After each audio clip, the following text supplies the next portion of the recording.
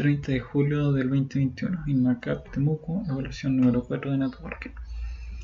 Dada la siguiente topología, podemos observar que existen 6 routers, donde router 1 y router 2 se nos solicita que debemos configurar BGP con un sistema autónomo 200. Tenemos los routers cliente A1 y B1 en el lado izquierdo con sus interfaces loopback correspondientes y el direccionamiento de las interfaces para cada una de ellas. Absolutamente lo mismo ocurre en el lado derecho, donde tienen los loopback cliente A2 y B2 y su direccionamiento para las interfaces. Además se nos solicita que debemos configurar el protocolo de enrutamiento OSPF para el cliente A1 y A2 y IGRP en cliente B1 y B2. Para OSPF en el caso se ha hecho por áreas, área 1 para este cliente y para este otro, y área 0 en R1 y R2. Para el caso de IGRP se ha tomado el número de sistema autónomo de IGRP solamente 1, en este caso para cliente B1, R1, R2 y B2. El IGRP es el mismo, IGRP 1. Bueno, antes de pasar más adelante, vamos a explicar que BGP es un protocolo de Gateway Exterior o EGP, en que se usa para realizar el ruteo entre dominios en redes de TCP/IP y en Internet para compartir información de enrutamiento. Y debemos distinguir que existen dos variantes en el caso de BGP. El BGP externo, que hace referencia a las sesiones de dos peers o dos vecinos que se encuentran en el mismo sistema autónomo. Que se encuentran en diferentes sistemas autónomos. O sea, si en R1 tenemos el sistema autónomo 100 y en R2 tenemos el sistema autónomo 200. Ahí estaríamos hablando de un BGP externo. Y en el caso del BGP interno, ambos routers o ambos peers o vecinos deben estar en el sistema autónomo, en el mismo sistema autónomo. En este caso R1 en el 200 y R2 también en el 200. Entonces, y se configure IGP entre router 1 y router 2. Debemos indicar también que en BGP, para que los vecinos o los dos routers en este caso se conviertan en vecinos, se debe establecer una conexión TCP entre ellos, ya que la conexión TCP en este caso es esencial para poder intercambiar actualizaciones de ruteo. El puerto que se utiliza en este caso es el 179.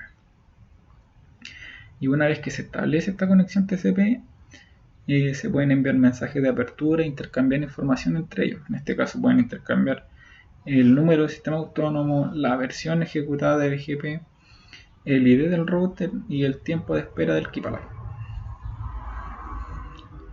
Entonces dice, ya leímos aquí, configure BGP entre router 1 y router 2. Entonces, nos vamos acá. Ya tenía yo abierto en este caso las dos sesiones. Aquí tenemos el diagrama de router 1, router 2, donde el sistema autónomo es el 200. Entonces, dice, utilice la loopback para generar la adyacencia. Vamos a tomar este código y explicarlo un poquito. Aquí lo que se hace es declarar en este caso router BGP, cuyo sistema autónomo es el 200. Aquí es importante estos dos líneas de código. Esta primera línea y la segunda línea se usan para establecer la conexión TCP. Aquí lo que se está diciendo es que en el caso el vecino, en este caso que es el 444, vamos a cerrar un segundito esto, vamos a poner aquí el diagrama. La dirección IP que se ha puesto en la loop es la 3333 en el router 1, en el que estamos ubicados, y 4444 en el router 2. Entonces, para nosotros poder generar o establecer el BGP y la adyacencia, es necesario mencionar, si yo estoy en router 1, indicar que el vecino está en la dirección 4444, o sea, en la dirección IP del siguiente salto o cualquiera que esté dentro del router 2 en este caso, como nosotros hemos seleccionado la 4444 y que también será la que utilizaremos para actualizar o para generar la adyacencia, se ha puesto esta, y cuyo sistema autónomo remoto en este caso, refiriéndonos a R2, es el 200. Y ocurre absolutamente lo mismo en el router 2, donde hemos declarado que router BGP se crea BGP con el sistema autónomo 200, en este caso indicando que el vecino, estando router 2, el vecino es el 33333, cuyo sistema autónomo remoto a distancia es el 200. Y para poder actualizar se utiliza la interfaz loop. Bueno, ¿por qué utilizamos la interfaz loop? Para poder iniciar la conexión TCP entre el vecino de BGP se utiliza esa dirección IP, esa interfaz. Y como buena política, el usar la dirección loopback nos asegura, en este caso, que la dirección IP del vecino siempre se mantenga activa e independiente de que haya algún tipo de falla en el hardware. Entonces, eso sería en este apartado. Muestra y explique la configuración de BGP entre router 1 y router 2. Se ha explicado eso. ¿Qué otra cosa más? Otra cosa importante también destacar. En el caso de eBGP e iBGP son distintos a la hora de mencionar, en el caso, la dirección IP. Por ejemplo, en eBGP o BGP externo, el salto siguiente tiene que ser la conexión directa del vecino. O sea, si estamos aquí, tiene que ser la conexión directa. Si por ejemplo fuera 192.168.10.1 y 2, tendría que ser la 2. Pero en el caso como es iBGP, la dirección IP puede ser cualquiera. Puede ser cualquiera que esté en el router. Entonces por eso utilizamos la 444, que es la loopback, y también de alguna forma protegiéndonos, asegurándonos para que siempre esté activa o se mantenga activa esa sesión. Ya, se explique la salida del comando show IP BGP y show IP BGP Zoom. Bueno, a ver. En este caso, show IP BGP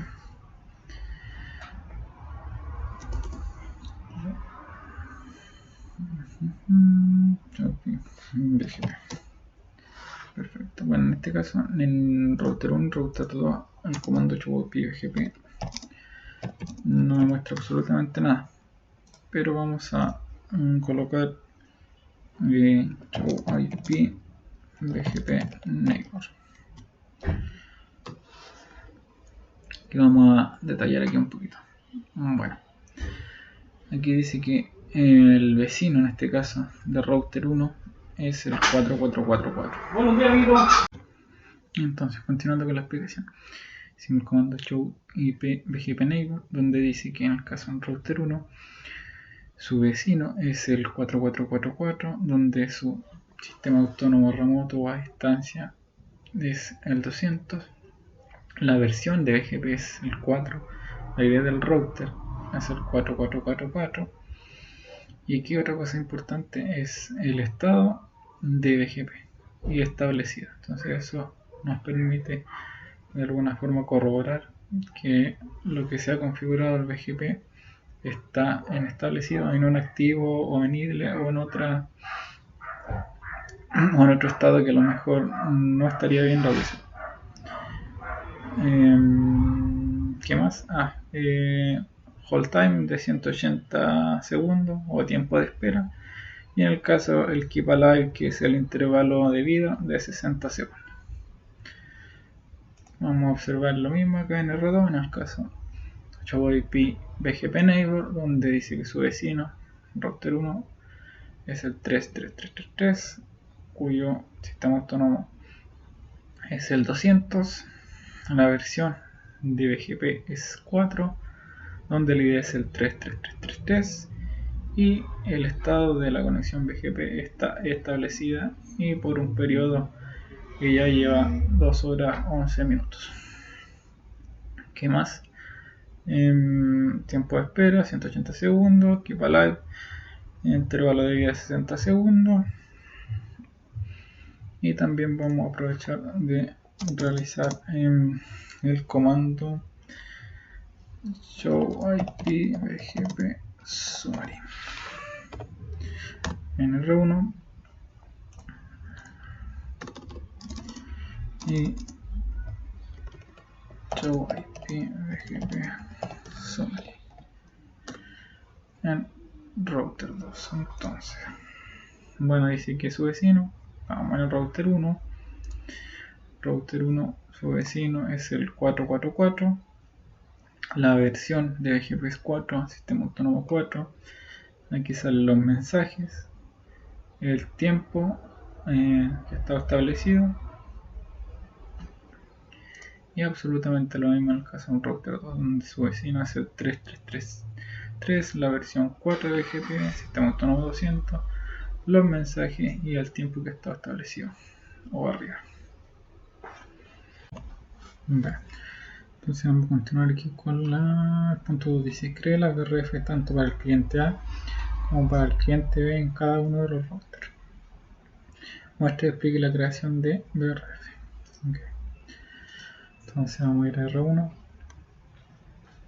y vamos, antes de eso, bueno, vamos a explicar que en el caso en la topología que se nos presenta existe la siguiente disyuntiva. En el caso que en el lado izquierdo tanto el cliente A1 como B1 y en el lado derecho del cliente A2 como B2,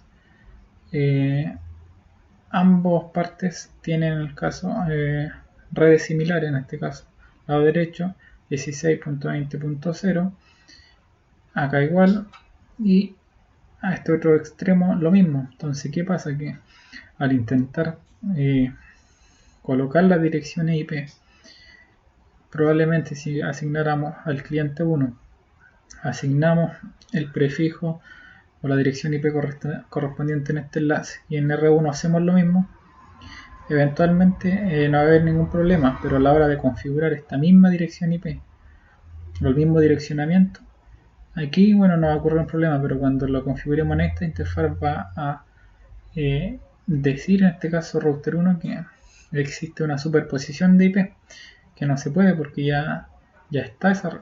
Entonces existe una complicación a la hora de poder desarrollar esto. Entonces, ¿para qué es el BRF en este caso? Para solucionar este problema, que es el enrutamiento y reenvío virtual. Poniendo un ejemplo para clarificar o explicar, por ejemplo, si aquí tuviésemos supermercado El Trébol, acá supermercado Unimark, y por intermedio un proveedor de servicios, que se yo, Entel, y acá tiene otra sucursal, en este caso El Trébol, y acá tiene otra sucursal Unimark. ¿Qué pasa? Que ambas empresas están utilizando el mismo direccionamiento IP para salir por el proveedor de servicio Entel. Pero ¿qué pasa, por ejemplo, si aquí Unimark dice ya desea llegar a la 172.16.22? ¿A cuál va a llegar? ¿A la que está acá arriba o a la que está acá abajo? Eventualmente no se podría, pero con el uso de BRF sí se puede. Entonces, ¿qué se hace? Es como al final se terminan agrupando como si fueran VLAN correspondientes, cliente A1 con A2, cliente B1 con B2, y aquí en los router 1, con el uso del BRF, se terminen realizando, por decirlo así, routers virtuales que permiten, o sea, incluir o hacer tablas indistintas donde el cliente A tenga su direccionamiento y pueda hacer toda su operación, y el cliente B tenga una tabla independiente y no estén mezcladas las rutas. Entonces para eso nos sirve. Y ahí en este caso sí podríamos poner la misma dirección, utilizar el mismo segmento o dirección IP para estas dos y para estas dos de acá. Entonces vamos a mostrar la configuración. Entonces, ¿cómo es la configuración en este caso de BRF? Bueno, en primera instancia, en R1, estamos acá, se aplica el siguiente momento: IPBRF cliente A, que en este caso, como le comentaba, genera un router virtual en R1 y que al final va a ser para llevar toda la carga correspondiente al cliente A, de aquí para allá. Y en el caso IPBRF cliente B también, o sea, va a ser un router virtual dentro de R1, pero en este caso para llevar la carga del cliente B1 en este caso. Bueno, absolutamente lo mismo pasa acá en R2. Se crea también la BRF cliente A, en este caso que es para se crea aquí, donde se crea esa IPBRF cliente A, que va a ser un router virtual donde va a llevar toda la carga del cliente A en este caso. Y la IPBRF cliente B dentro de R2, que va a ser router virtual, para poder llevar toda la carga o reenviar toda la tabla o todos los datos correspondientes al cliente B2. Entonces, continuando, bajamos.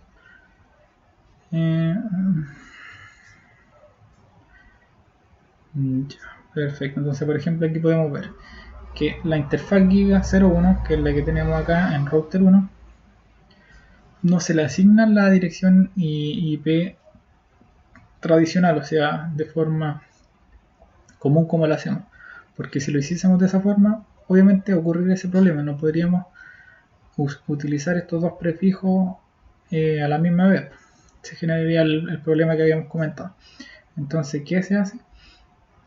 Es establecer en este caso ¿cómo se llama? Una interfaz en este caso sería IPBRF Forwarding Cliente A, que sería una interfaz que pertenece a BRF y en este caso genera una tabla para hacer el reenvío del cliente A, para hacer el reenvío de la información, y después de haber creado eso podemos agregar recién ahí la dirección IP, y haciendo eso después en la Giga 02, en la Giga 2.0, que sería la de acá, también, o sea, hacemos el mismo procedimiento: establecer una interfaz que va a pertenecer pero al cliente B,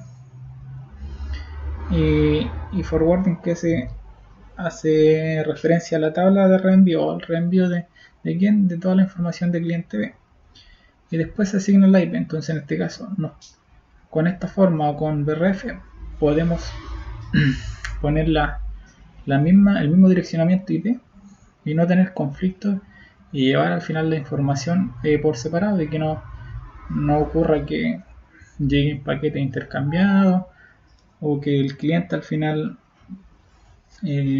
tenga problemas, etcétera.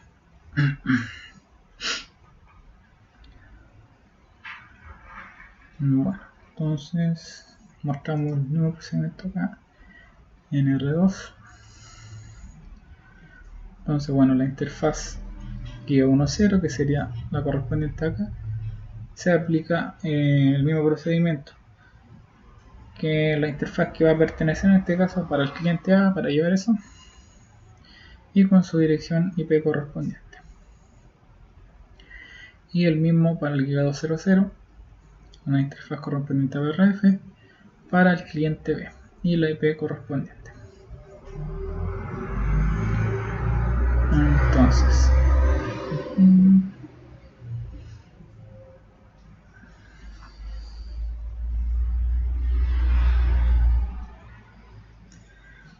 ahora lo otro que hay que ver es acá, router 1.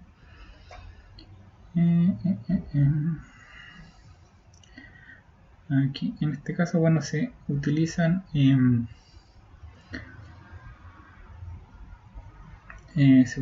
interfaces o subinterfaces, quería. O sea, aquí es la interfaz Giga 3.0 y se utilizan subinterfaces como para transmitir el tema de las VLAN. Entonces se pone la interfaz,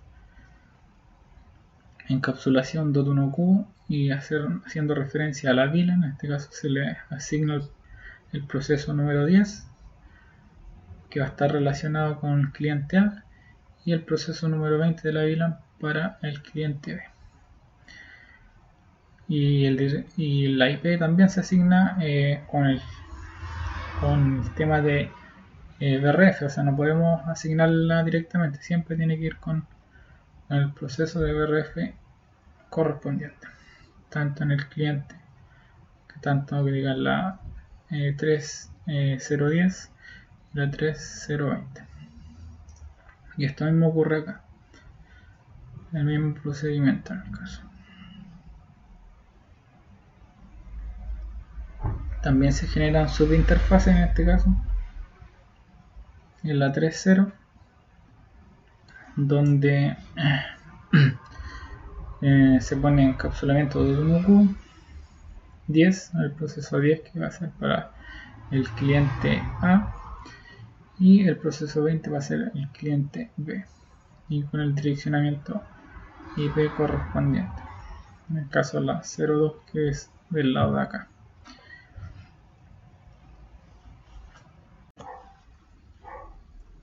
Perfecto, entonces punto 3 dice: configura para que el cliente A pueda tener conectividad mediante la utilización de CPF en su respectiva BRF. Explique y muestra la tabla de enrutamiento A1, R1, R2, A2 y realice pruebas de conectividad. Ya, perfecto. Entonces, ya, en R1. Bueno, lo primero que debemos mostrar aquí en R1 es, en este caso, que se crea el router OSPF 1 para la BRF del cliente A. En este caso, como estamos en R1, se agrega la red, la 10.0, como es máscara 30, su wildcard es 000.3 y área 0, que es la que está aquí. Y también se agrega la red 172.16.10, que es la que corresponde al lado de acá, con su wildcard de máscara 24, que es la 000.255, y a esta se le denominó área 1. Entonces, eso en el router 1. En el router 2 el proceso es similar, creamos el router OSPF 1 para la BRF, en este caso del cliente A, donde la red 10.0.0 máscara wildcard 0003 área 0, que en este caso va a ser esta misma pero para el lado de acá, y la red de la 172.16.20.0 con la wildcard de máscara 24 y el área 1. Eso sería para R2. Para el cliente A, aquí Chevron también debe quedarse aquí. El proceso de router OSPF, pero en este caso, como aquí no el tema de la BRF solamente en router 1 router 2, se hace el proceso solamente de router OSPF, y se agrega la red correspondiente en el caso. La loopback y la red 162.16.10 0 máscara 24 con su público correspondiente y el área 1 en este caso. Y para el cliente 2 se realiza el mismo procedimiento en este caso. Se crea la instancia del protocolo de enrutamiento CPF1 agregando la red todo 2.0 que hace alusión a la loopback que tiene aquí el router A2 y la red 162.16.20.0/24 con su wildcard y áreas 1 correspondientemente.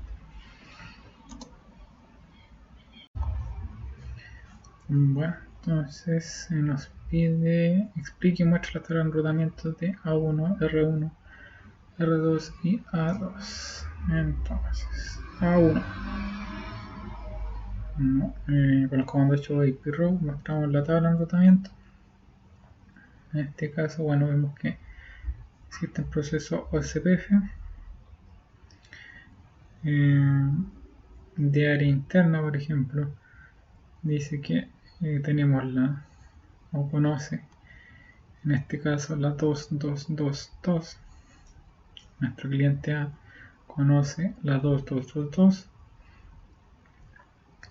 vía la 172.16.10.1, o sea, por la giga 10 conoce la 222. Tenemos otra ruta CPF interna que dice que conoce la 172.16.20.0, o sea, conoce esta que está acá a través de router 1, conoce esta ruta 172.16.0 a través de la interfaz giga 10 y la IP 172.16.10.1 que corresponde al lado de acá. Y por último dice que conoce la red 10.0.0 vía nuevamente por la giga 10 por la 172.16.10.1. Entonces vamos a ir a R1 y vamos a observar. También vemos que tenemos OCPF. Entonces dice que R1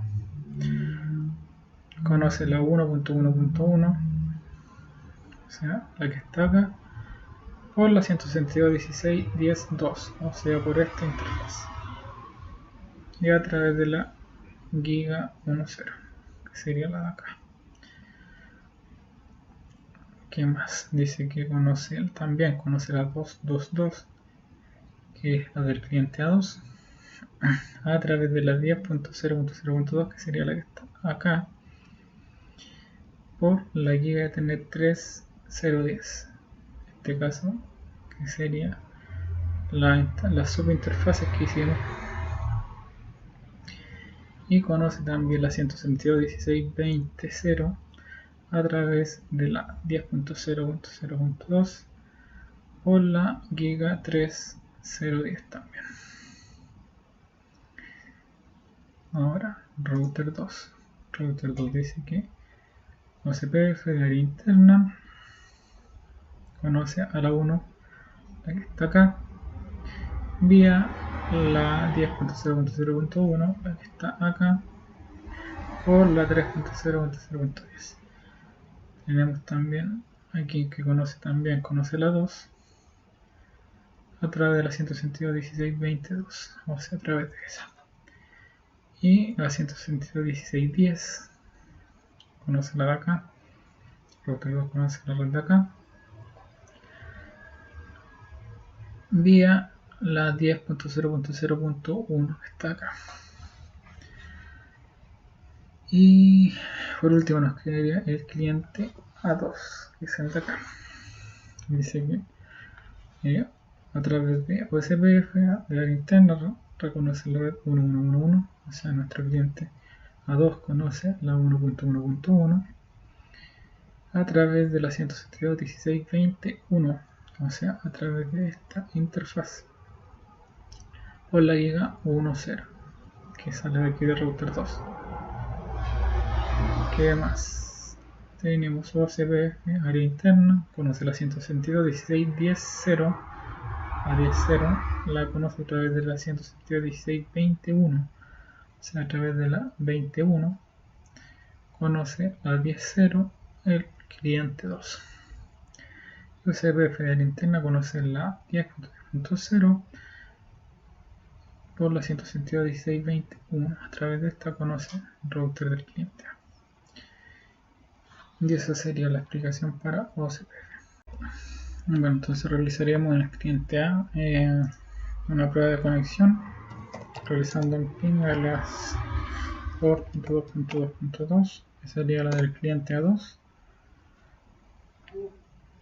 ¿Qué sucede? Y aquí haríamos el ping hacia el otro lado, en el caso del cliente A2 hacia el cliente A1, a la loopback 1.1.1.1, y estaría 5 paquetes enviados.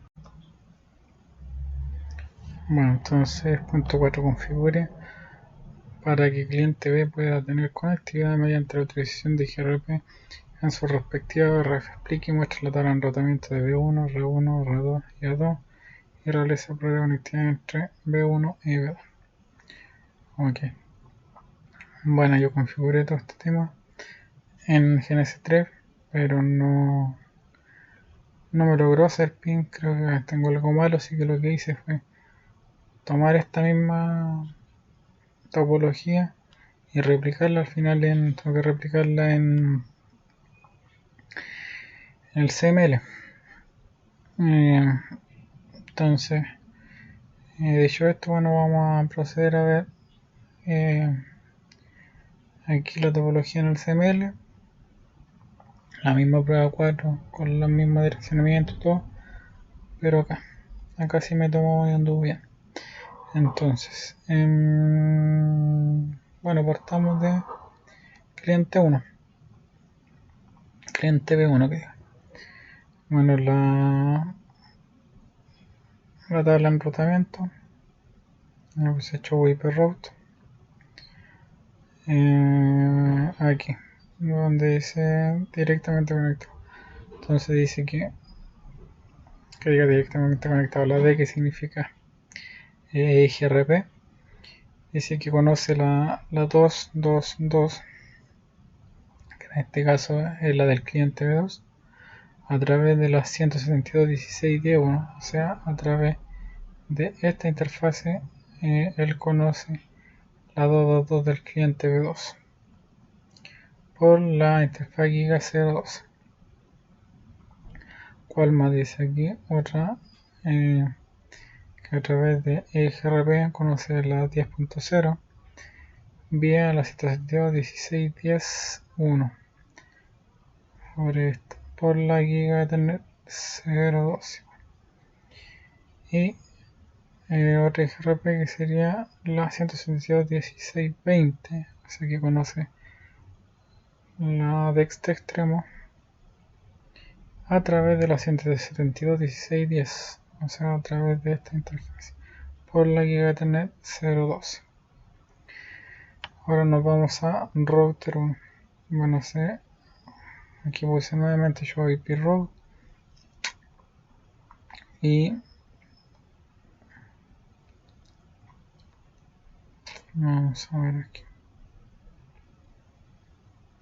show IP route.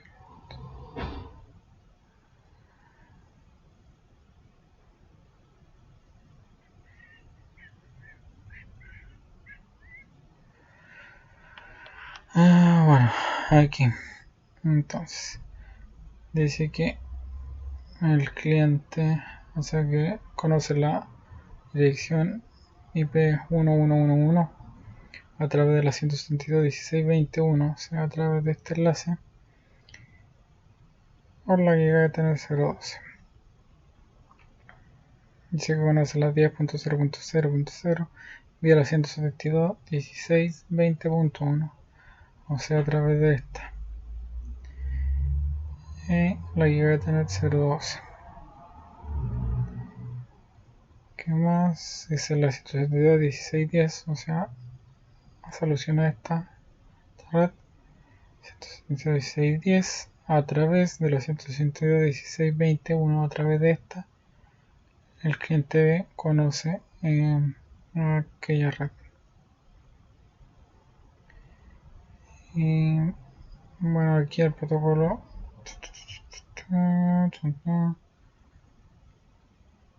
Aquí, ahí sí. Entonces, bastaría hacer ping desde el cliente B1 hacia el cliente B2. Sería ping. En este caso estamos en B1. Hacia B2 sería la 2.2.2.2. Bueno, se envían 5 paquetes y se van 5 recibidos. Y por el contrario, en este caso, si hacemos ping desde B2 hacia B1, sería 1.1.1.1 y 5 de 5 paquetes enviados. Eso sería.